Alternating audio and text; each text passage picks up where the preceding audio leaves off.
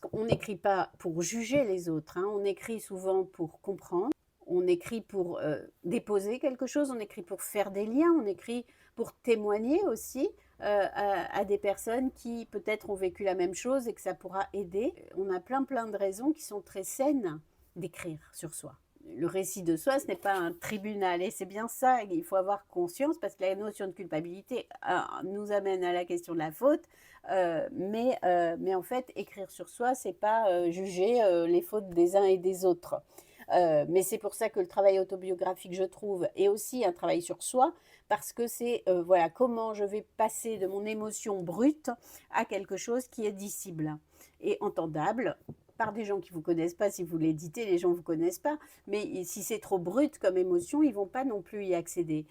Donc c'est une émotion qui est traversée, qui passe par l'écriture, qui est retravaillée, qui est digérée, qui est pensée. Et donc, et c'est en ça que je trouve que le travail d'autobiographie est un réel travail sur soi, et je le remarque dans les accompagnements que je fais d'autobiographie, c'est que c'est toujours aussi l'occasion d'avancer sur la compréhension qu'on a de soi, même quand on a fait une longue thérapie.